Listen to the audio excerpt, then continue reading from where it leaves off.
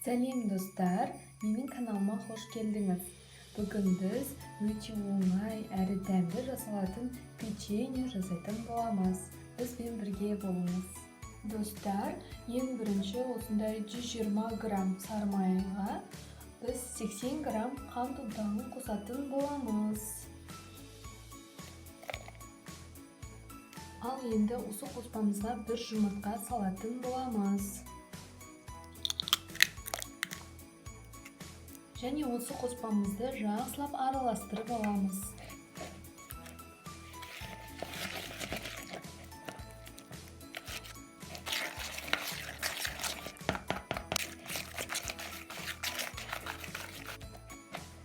Қоспамыз бір текті болғаннан кейін, енді осы қоспамызды біз екіге бөліп алатын боламыз.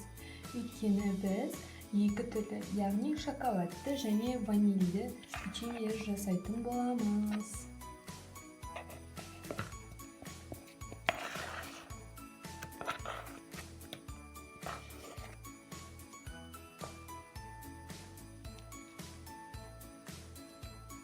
Он 12 грамм болды какао ұнтағы. Ал достар, көріп тұрғандарыңыздай ұнды салдым, және де біз 10 грамм сүтімізді құятын боламыз.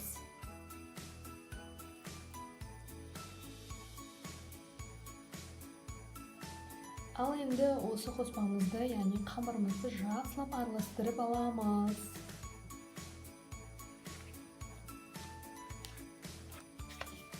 Көріп тұрғандарыңыздай, біздің қамырымыз осылай араластырудың нәтижесінде жаймен осындай қамырға айналады.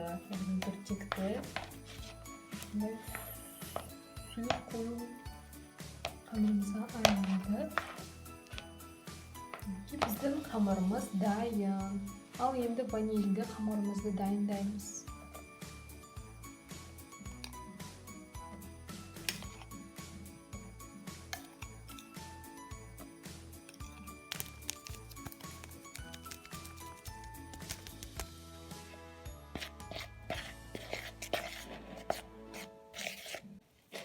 Мінекей бізде осындай қамыр, бір текті қамыр түзіліп жатыр. Көріп тұрғандарыңыздай.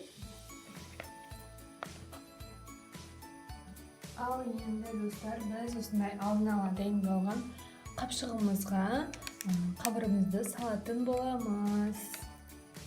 Тағы айта кететін жайт, достар, егер сіз печеньенің құрамына көптеген нәрселер қоссаңыз болады, мысалы шоколад түйіршіктерін,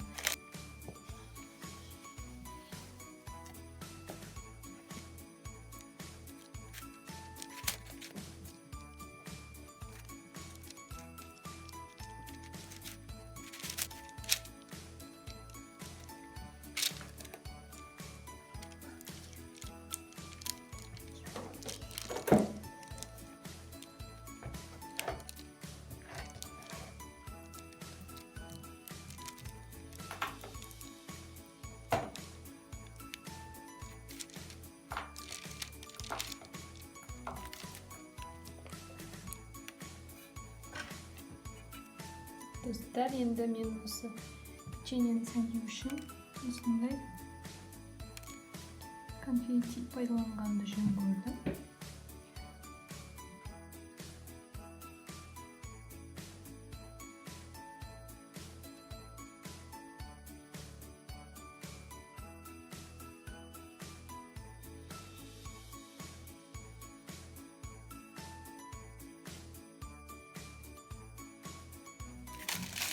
Ал достар, енді ванильді печеньемізді жасайтын боламыз.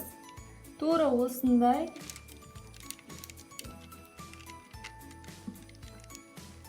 мына печеньеде бізде көріп тұрғандарыңыздай арасы ашылмады. Енді мынада сәл арасын анық ашып қойдым. Сіздер өз қалауларыңызша печеньеңіздің формасын беруге болады.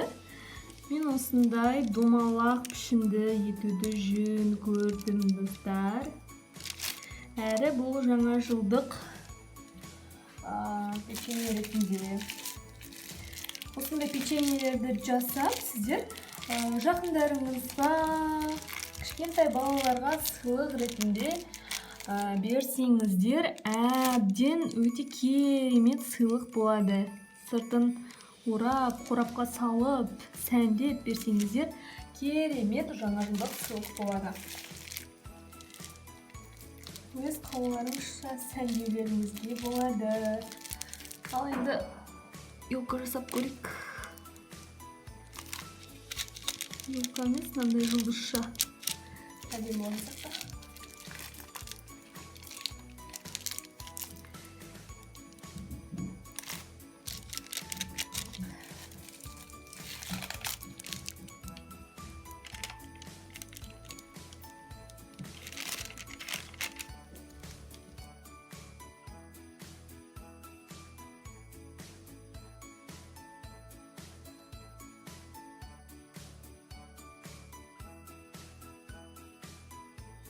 Ал достар, енді біз осы тәтті печеньелерімізді қызып тұрған пешке жіберетін боламыз.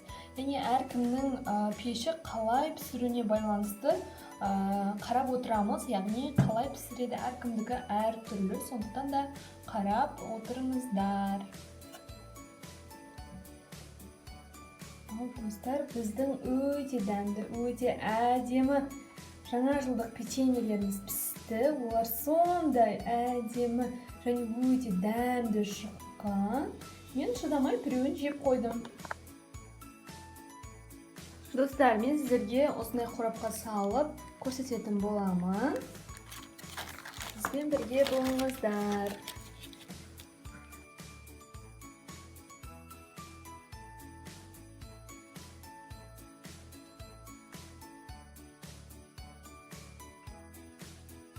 Ал достар, мінекей көріп тұрғандарыңыздай, бізде осындай жаңа жылдық керемет қорапша пайда болды.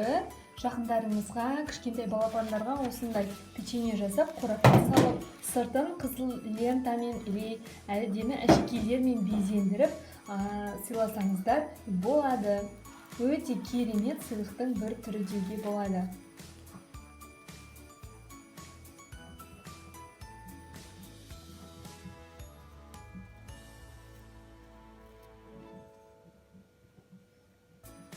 Өте жұмсақ, сондай нәзік біздің печеньелерімізді достарыңызға, үйдегі балаларыңызға сыйлауларыңызға болады.